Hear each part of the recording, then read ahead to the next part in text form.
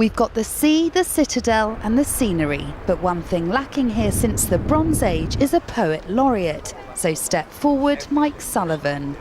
Today he's been painted next to one of his favourite spots and just happens to have written a poem about it. Burgers, bats and fragrant hot dogs. Gulls all screeching upon the rail. Morning fry-ups amongst the trawlers. In a world of steam and sail. Captain Jasper ever waiting. Welcomes all with open arms. Bacon bats and hot Rosie never lose their scented charms. Nigh on 40 years of watching. Tramps and beamers back from sea. Faithful sentry on the seawall, waiting with a cup of tea.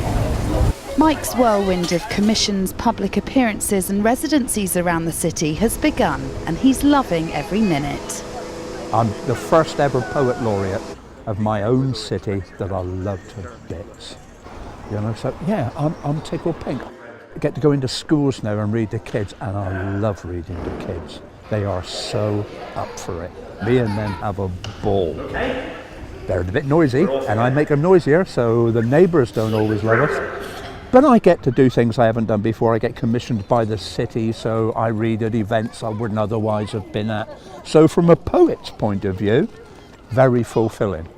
From a personal point of view, don't get any better, does it? Who wants to be a poet when they grow up? It was good, exciting, and I liked the dragon when you had to go. Really good. It was just like the expression, and I could just imagine everything in my head.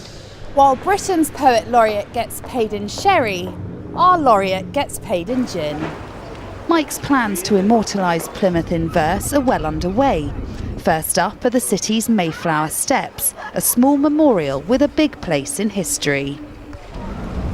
Step softly, sir, lest your careless and unmeasured steps echo loud and shameful down the vast and vaulted halls of this nation's arrogant history, or stir awake the sleeping ancestors of 1,000 savage Anglo-Saxon tribes, and you be judged.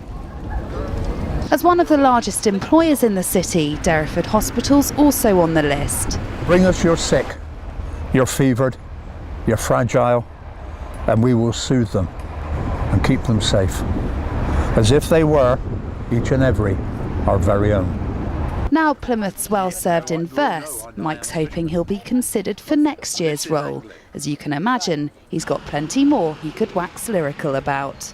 Francesca Carpenter, ITV News, Plymouth.